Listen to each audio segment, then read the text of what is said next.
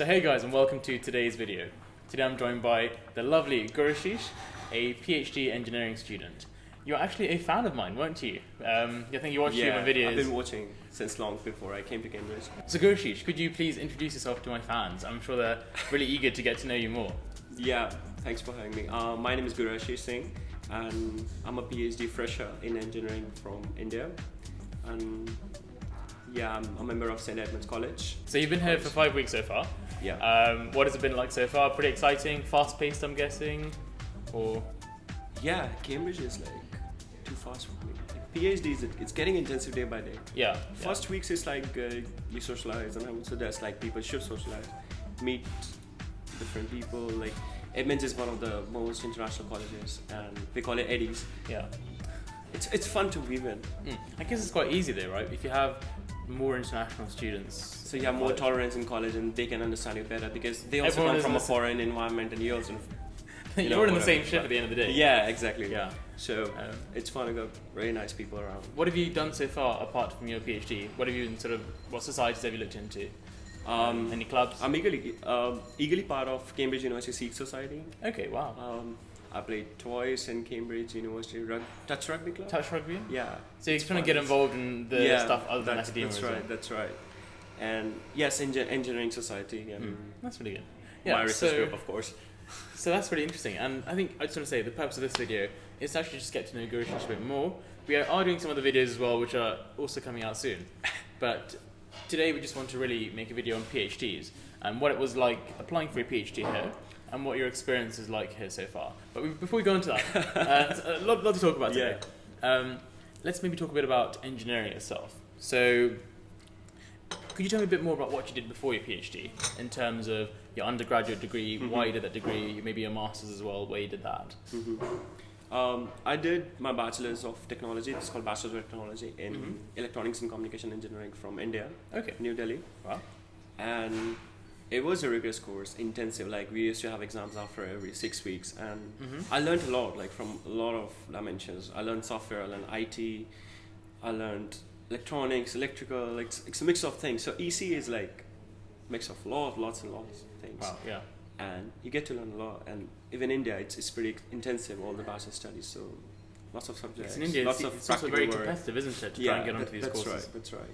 And yeah, so I thought I would get a job after my BTech. We call it BTech. And I got a job, but I thought I should have a master's degree because every sibling of mine, I've got a master's degree, so let's pursue some higher education. All your friends had it, so you thought might as well do it. Yeah, so everyone was preparing for GRE. Okay. And I also appear for GRE, like it's called graduate record examination, and it's for high studies in USA primarily. Okay, but after that, then you went to Sydney, or was it? Yeah, so it just happened by chance that I ended up in University of Sydney. And what did you study there? What was your master's in? It's called Masters of Professional Engineering, MPE course. Okay, wow. In electrical. Gosh. Because so was it more specific? Yeah, it was more specific, and we got to choose some certain fields of engineering. So I chose optics and photonics. Okay. And I pursue getting really specific really quickly. Yeah. So it's a 2-year course in Australia, unlike UK, where it's masters for 1 year. Sure. So 4 years bachelor's, electronics, too much engineering, then 2 years electrical engineering. 6 years so far already. 6 years, yeah. So I thought, okay, I'll get a good job in Australia and have a techie environment and good exposure, being an international student. So University of Sydney, like I love Australia. It's such beautiful a good country. place. Beautiful country. I haven't been there, but I want to go one day for sure. Good people, like I just love it. And Sydney is great, really nice. I've been to other cities as well, but I love Sydney. Then Sydney is one with the big harbour bridge, right? Yeah, and that's Sydney right. Opera House as well. Yeah. Shout out to Sydney people. So, yeah, in electrical engineering 2 years. So for first semester and second semester, we were like taught modules. Mine was a taught course. Okay. And I didn't choose a research course. It was a taught course, so that I wasn't thinking much about research, but I had a bit of research exposure, slightly research exposure in my 7th and 8th semester of bachelor's study, probably. Yeah. I did. But then you never really went into too much. By the time you got to masters, it all went over your head. Yeah. So you really had to think about it. Just again. little projects on a college scale, which it's like minuscule. Yeah. And by the end of second semester, I thought, okay, we had a compulsory capstone project, but let's convert it into dissertation project. So I did dissertation thesis project for third semester and fourth semester. Okay. I was really intensive. It's called dissertation, master's dissertation. Yeah. I was related to optics and photonic sensor, based on some simulation and software, like graphical user interface of eyes. Yeah. So I modeled some eye structures and made a sensor to detect a certain disease called keratoconus. Okay. Which wasn't totally my field, but Keratoconus? Keratoconus. Okay. Yeah. I'll put maybe the name here, because then you can look it up if you're interested. Yeah. So sounds quite interesting. Yeah, when the cornea gets thin by certain factors like UVAs and hereditary. Yes. And I built up a sensor, like simulation of a sensor, to detect it on an early stage. That was your my master's supervisor work, was the one. Yeah, that was in my master's project. Then my supervisor got me, okay, you can work on biomedical optics. And why not? Okay, fine. Like I was interested in optics, so let's do it. And now you're here at Cambridge. Yeah. So what is your focus, your PhD focusing on during these years here? If you have a rough area of focus. Yeah, I thought like it was based on optical coherence tomography, OCT. It's called. OCT, okay. It's a new field in optics with related biomedical applications. Sure. But these days, I've got lots of ideas. I'm discussing with the supervisor because it's too early to decide one project. I guess a PhD is like 3-4 years as well, right? Yeah. So you really want to make sure that your supervisor and you, even though you discuss something a project before you come, you really want to make sure that's what you want to spend your time on. That was part of our application, that you have to choose a research proposal, you have to write it, and just frame certain ideas into a Word file that, what you want to do, what's your project theme, something like that. You have to condense it all into one. Yeah, condense it all. Horrible, but mine wasn't that long, just 2-page. But the ideas what you put in that file, it does matter. It mattered a lot. So as part of my Cambridge application, I put a research proposal for building integrated circuit based on glass. Okay, so like a glass sort of, like a circuit board but made of pure glass that you can. Yeah, exactly. So why though? Because you just made of plastic. So is it? It happened with me in bachelor study that I had experience in practical labs that we had, and all the circuits and all the circuitry electronics thing we were experimenting, they were made of plastic. And once it happened, one of my demonstrator, they're working with some circuit and some things just didn't go as well. Right. And they just broke the circuit and threw it in the bin. And I thought that's actually so much of e-waste adding to the environment. Yeah. So plastics, I guess, a lot of them are non-recyclable, especially PCB that's right. boards. That's right. So PCB boards, it's made of PMMA, it's kind of a plastic, and it's not that much recyclable. I don't think so it is, because I didn't delve that much into that. Right, yes. So I had this vague idea to build everything on optics, integrated circuits, so having delay elements, interfere, and some XYZ things on the glass surface. It just size of a little credit card. Yeah. And then glass is glass. You can just break you it, can just recycle break it. it. In the worst case, even if you can keep it for next 50 years, glass doesn't deteriorate either. And plastic they deteriorate with like UV light and exposure to so it's got pros radiation. and cons. But yeah, because plastic is cheap, that's why it's preferred in electronics. Right. Okay. So then again, if you think about it in the long term, plastic is cheap monetarily, but to the environment it's expensive. That's right. Okay, that's really cool. Brilliant. So this was just a big idea. I put in an application. And so what are you doing now in your PhD then? But I haven't. In terms of like your but the reality is something different, because when you meet your supervisor, you discuss, okay, this is the scope of the project, and you actually don't think that it's going to work or not work. So even though you had like one idea initially when you came here, you had another discussion and it turned out maybe you could modify your plans. When you actually think in a practical sense that, really, do you want to do that? Or is it the thing do you actually want to pursue? Or even if you pursue, is it going to be successful commercially or not?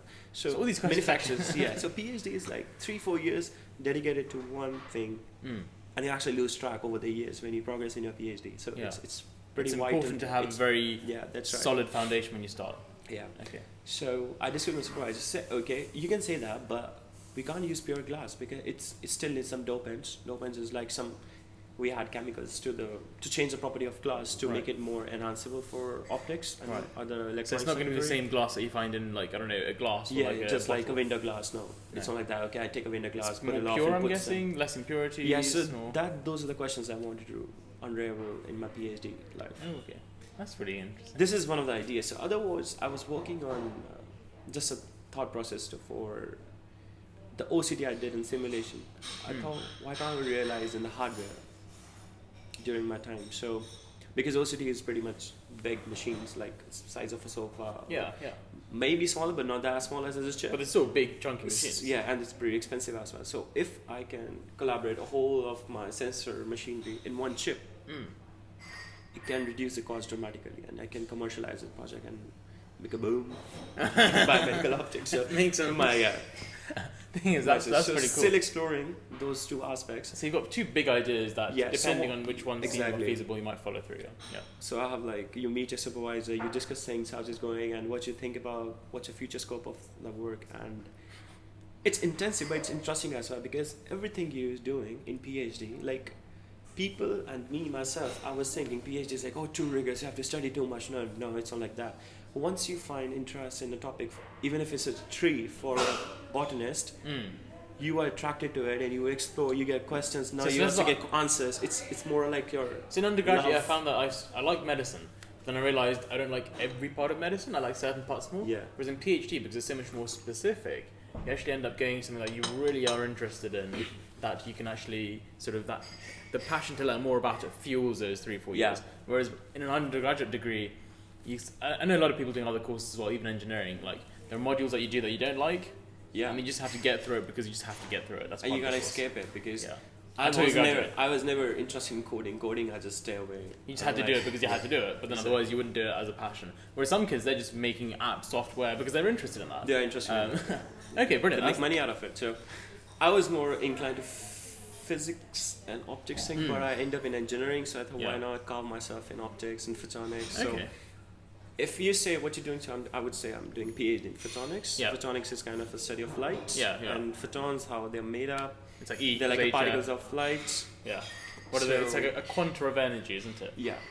So we won't get that much in detail. You can. I think because a lot of people that watch these videos do physics. Yeah. And so they will be quite interested in like. Yeah, that's right. So more or less, if some people are there in my research group which actually collab with physics department as well, like the Cavendish Laboratory and Maxwell Center. Cavendish is a very big world renowned for physics. Yeah. Okay, electron was also discovered in so moving on, so quite quickly, so brilliant, we've got an insight into like what you're doing in your actual PhD. So for people who want to apply for PhDs here at Cambridge, in like a minute, could you very quickly summarize the whole procedure? Yeah, that's right. It's a year-long process. Okay. And usually, if you're an international student, the deadlines are in early December. So just make sure of it, the deadline is coming if you're thinking of applying next term, next year, 2019. And find a supervisor, research for yourself, all the website, the groups, because we got like 6-7 divisions amongst engineering itself. So in the big groups, do your research, know who everyone is, who you're interested in, what their work is. That's right. Like engineering is the biggest department in Cambridge. Yeah. And you got like 6-7 research groups. Mine is Division B. I'm in electrical engineering. Yeah. So you search electrical engineering website. You search for what you want in nanoscience. You want graphene. We got the graphene center. We got photonics center, and which is called CAPE, Center for Advanced Photonics and Electronics. Okay. And it's pretty cool to work around. And we got good like awesome lab facilities, clean room, and you might know about it. And so when you do come then, so what you're trying to say is maybe the quality of the equipment you get is... Yeah, that's correct. Like Cambridge Engineering it's a spa. And if you're in Britain, try to visit. Okay. Not particularly in just open days. You can visit, you can contact Sen or me for... Just be like, hi, we're coming, I want to come coming and we can give you a tour of how engineering is like. Brilliant, sounds good. For the application process, so you apply in December, you email your supervisors. You apply in December, and beforehand you should have one supervisor or maybe a couple of supervisors. So let's say one guy emails you back saying, hi Gurashish, I'm really interested in your work. What then happens? So you present yourself that I have this background, you give a CV, and this is a project you're thinking, or not the proper research proposal you have written so far, but you have a little liner that, I want to work in glass photonics, I want to work in lasers, I want to work in diodes. Okay. And that supervisor might turn up, I have a place for a postgraduate student next year, because people do graduate every year and they have empty places. And so okay, let's say they offer you a place. Yes. Then what happens? They offer you a place. So like Gurashish, you're good, I've interviewed you, I'm happy with you, I've got a place, what do you then do? So that's an informal conversation you have. Then you wait from university to have an interview session if you have. Might be telephonic or Skype interview if you're an international student, or they might call you in person and they have a panel, which is quite cool. They don't want to let you down. They want to pick you up. They want you on board. Yeah. So my supervisor was one, because of course, like I'm lacking in some concepts, and he was trying to help me out on my telephonic interview. I was in Australia at that time when I was telephone. And yes, you follow up with Cambridge if you offer a conditional offer, then you have some conditions to offer, and you have an interview. And also parallelly, you should always strive for your funding opportunities. You should apply. Like, Okay, so funding's quite important because you want to live Yeah. here for 3-4 years. And Cambridge isn't the cheapest of places. Like compared to London, where I'm from, it's like okay, it's relatively the same.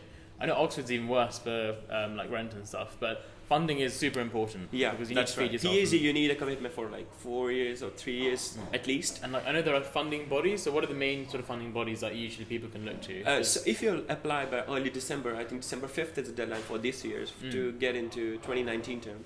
You apply by that deadline and you automatically, like 70 to 80% of applications are automatically considered for those Cambridge Trust scholarships. Cambridge Trust. Cambridge Trust scholarships. Okay, sure. But there are a number of scholarships which are particular to some country for native of those citizens, like Mexican scholarships or Indian scholarships or Australian scholarships. Okay, wow. And And could certain institutions, like could some companies also fund your PhD? Maybe? yes, Or- there are like private funding bodies Who are linked to, like like, different British Council departments. is one amongst who is not literally the part of Cambridge Trust, but No. they work in collab with like the Wellcome Trust Cambridge as Trust. well. They're Wellcome like to do- Trust or like 7 or Hoffman or Rhodes Scholarship for Oxford. Right. Um, There's also Gates.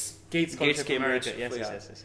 Not for America, it's all around. It's for Cambridge? Yeah, Okay. for whole world. Like Oh, I've got okay. friends from Gates in India, Wow. and So do you even feel if like you there are loads don't end up, just to have a backup for funding opportunities, you should also have like there's a Tata Trust in India. Yeah. They also have fund and Inlux Foundation. So in terms of like all these funding bodies, like they will try and support you. So Exactly. You're so saying once they you have their own apply- procedure. They have their own okay, references. so you need to yeah. make sure that you're on top of that as well. And would you recommend applying for a few funding places and then sort of rejecting Apply it? as many as you can. If it's 40, 45, 50, just go with everyone. And then eventually Then being just- an artist, you can say, oh, I've scored funded, because end of the day, you're just getting money from one organization, so you can say, oh, I've got this. Some people might have not the full funding, they might have partial funding, so So the you rest need of them to- I'm getting from another funding body. Right. Okay. So, that either you goes can like get that. a big lump sum from one company, or you have to sort of collect small bits and put it together to That's afford for your PhD. Yeah. Okay, brilliant. Well, that was really informative actually. Yeah. It was a bit of a rundown, quick, rapid video. Yeah, that's right. But yeah, it was. So by the end of like March, April, Yeah. you get to hear about your Cambridge offer. Then you fill up your conditions until July, Okay.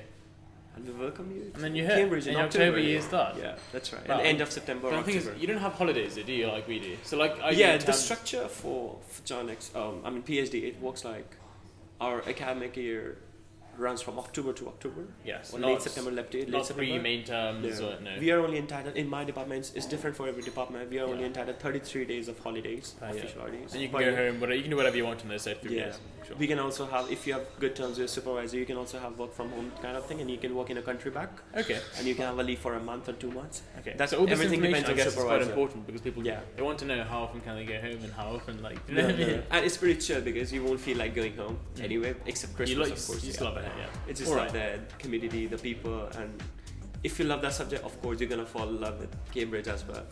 Okay, so if you guys have any questions, can I link your Instagram? Sure. Tom? So I'll put your My Inst- email, my Instagram, I'll anything put all which these you like, I'm like always details down available. here and down in the description. Go and check them out. Do contact us with any questions. Yeah, that's right. And I'm more available than Seth because he's doing Yeah, yeah, I'm- modules, but I'm Yeah, he's just chill. You don't have to Yeah, worry if you've about got that. any engineering questions, even about undergraduate engineering or even software/information engineering, That's right.